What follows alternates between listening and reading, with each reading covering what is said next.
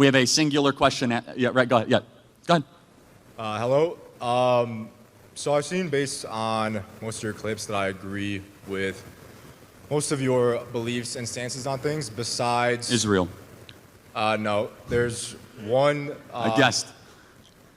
There's one topic that I disagree with your logic on. And I've seen when you debate other people on this topic, oftentimes they get kind of shoot off the mic. So I ask that you please give me a fair chance to debate. I believe that the breeding, exploitation, and killing of animals for food when we do not have to is immoral.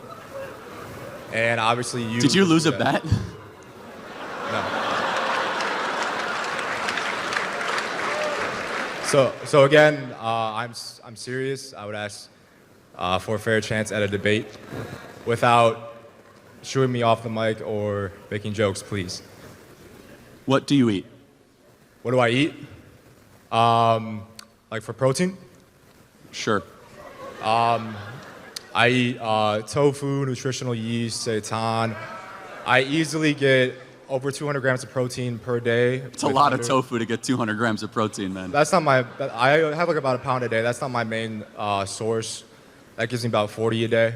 But I get 200 grams a day for lifting. In terms of actual health for humans, we do not need that much. We barely even need 100 grams a day, which is easily obtained through plants.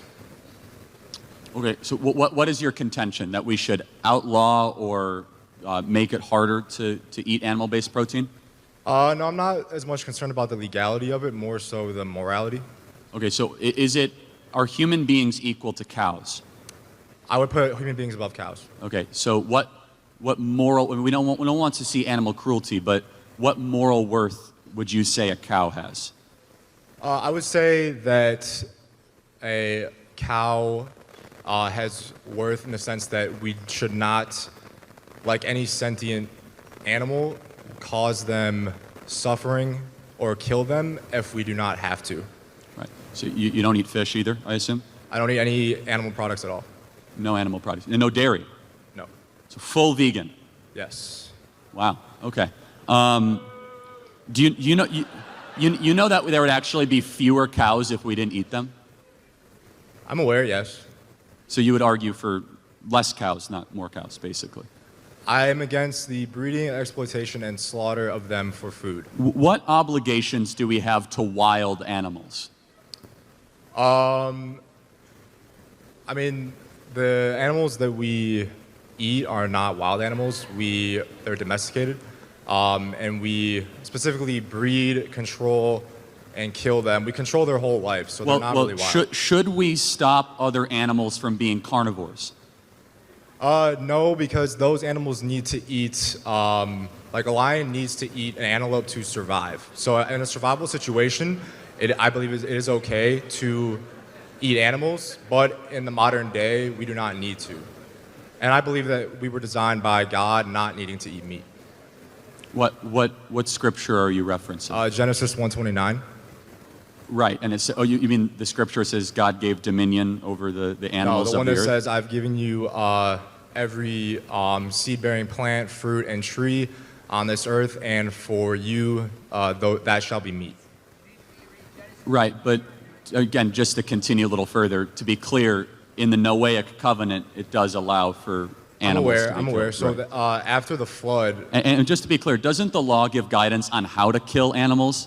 Like how to kill animals in certain ways? The Bible is explicitly pro-meat eating, so much so that they would kill an animal as a sacrifice to God or kill the fatted calf in celebration of something. I mean, when Jesus came, he ended the sacrifice, the animal sacrifice. So, again, I think during that time, there was a lot more food shortage. Well, hold on. Jesus ate fish. He fed the 5,000 with fish. Yeah, so like I said. And so, I don't understand.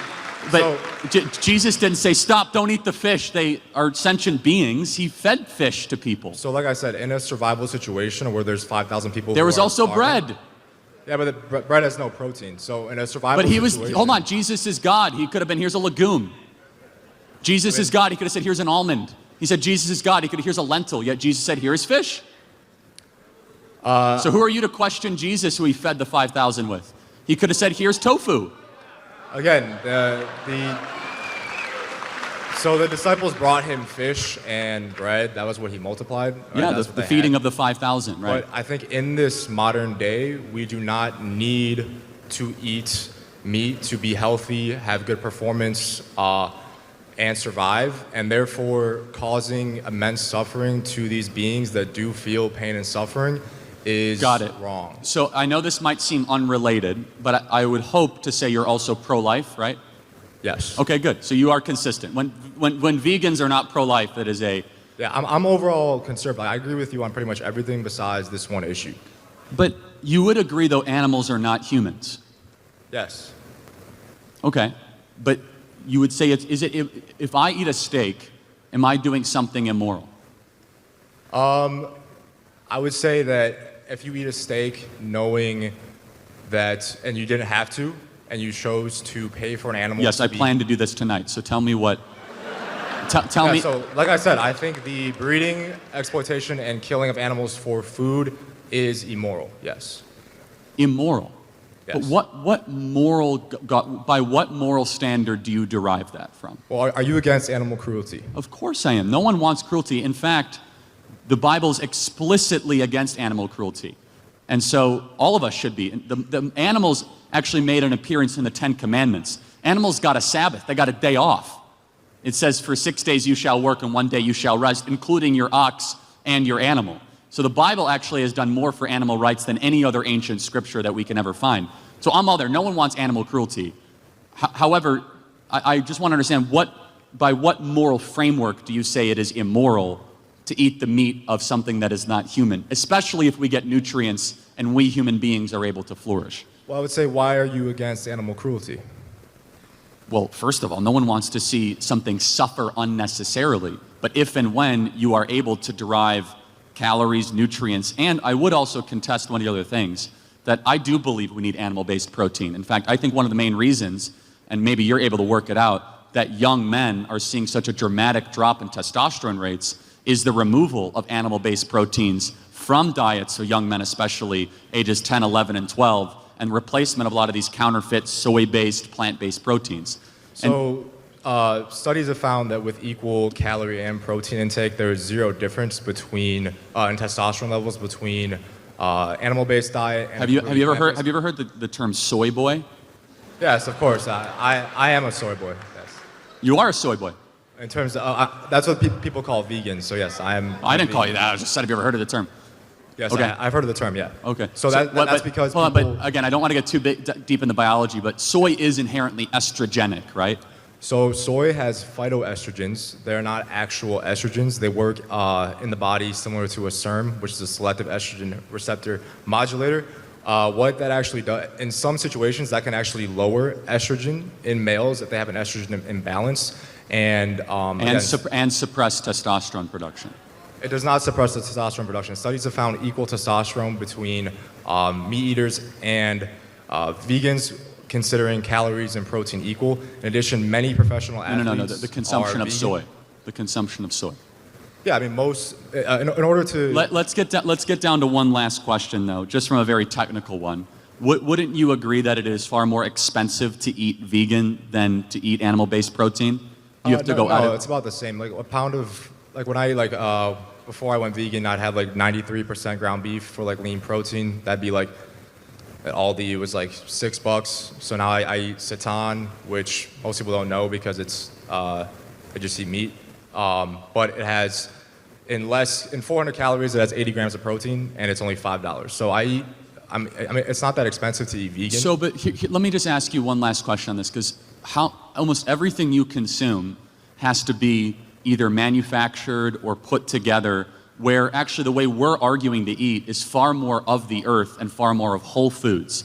The vegans actually have to go out of their way to try and have different ingredients and compositions and oils that largely are far more human interference into the consumption of the food process, right?